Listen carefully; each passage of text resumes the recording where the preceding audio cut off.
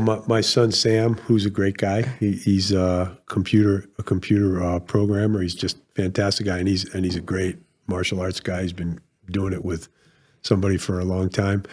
But he, when I was away, in one of my 8 million tours, he got in the middle of two guys were fighting, and he got in the middle of it, and he broke it up.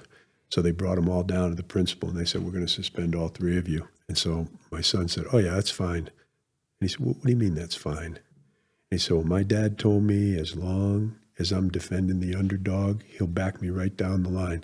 And if he had stopped there, it would have been perfect. But of course, he said, "My dad also told me that if I ever picked on somebody, he would beat the SH out of me himself." So yeah, but those are the lessons you learn. And you know, when I will say this, and not too, derogatory, because I do see a lot of kids. There's a lot of really soft kids. Yeah. And, it makes me sad because, what kids learn by falling down, they get up. And a lot of times, if parents rush to them and tell them, oh, that's what makes them cry. Absolutely. Most of the time they just get up. You're so spot on. The fear that they see their parents have is what scares them into the emotion. Yep. My mom, she was super tough. She raised the five of us, and I came home. I had one of my eyelids had a kind of a slice in the top, and I was trying to get out of going to school. I said, "Oh, it's really, really hurts." So she pulled it to the side, and I don't mean this as a knock against Chinese, but it was kind of like what you do when you make Chinese.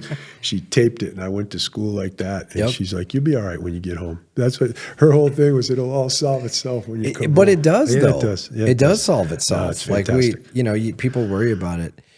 So were you 18 when you went into the Marine Corps? I signed up when I was 17. I was okay. Yep. So you were early enlist. Yeah, I did, and then I went. I went and I got to just say one more thing about the Marine Corps, because there'll be some Marines. There'll be stuff about the Marine Corps. There'll be some Marines listening. So anyway, you go to boot camp. They shave your head. You smell really bad, and you don't really know what's going on. But it was July 4th, and so we were in our little. We were in Paris. It's just super hot. It was summer, and so they haul us all outside. You just look horrible, and you smell horrible, and you're just low on the totem pole. So anyway, this Marine officer comes out. He's got dress blues on, and he's saying, today, is July 4th, and your parents are proud of you. Your brothers and sisters are proud of you. Your friends are proud of you. And the drill instructors just, they sit there, their ramrods straight, and then we got done, and he kind of walked away, to do whatever he's doing, the officer. They pull us back inside, and the drill instructor got all of us up there, and he said, "Let me tell you what's really going on. Your brother has already taken your room. They're throwing all your stuff." There was with a few little different words there. Oh yeah, he's taking all your stuff, and it's outside and getting wet. He said, "Your girlfriend is in your car with your best friend in the back seat," type thing. And they said, "And what are you? You're nothing. You're mine. You're all mine." But you grow up like that, and I think that a little bit of that, with some kids today. Absolutely would be great. But the thing about it, here's what's sad about soft kids. They're gonna get hard one way or the other. Yeah, they are. And it's either gonna happen through their demise, or they're gonna actually face some actual resiliency, which is gonna create them to be a strong man. You're right. But it's going to happen one way or the other. It is. But it's sad because most kids, it's going to be their demise. Yep. I think, I spent one of my dogs and we did, I think 6 times down on the border, in Arizona. And, the toughest kids I know are those ranch kids. They're just super tough. Yeah. You watch like a 5-year-old kid, he's out there doing it. He falls off a horse, he falls on his head, he kind of shakes his head, dusts his cowboy hat on, puts it right back on and goes. And, I just think you're absolutely right, because someday something's going to come at you that's not that friendly. Absolutely. Or going to be very hard for you to do. And, it's so easy to quit, right? It's, it's so easy.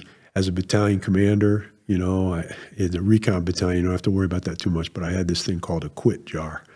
And so if anybody dropped out of a run, anybody, went to a school and failed, they would write their name in like huge letters, and I'd put it in the quit jar, and it would be right outside my office. And the only way they could get it out of the quit jar was to go back and do what they were doing.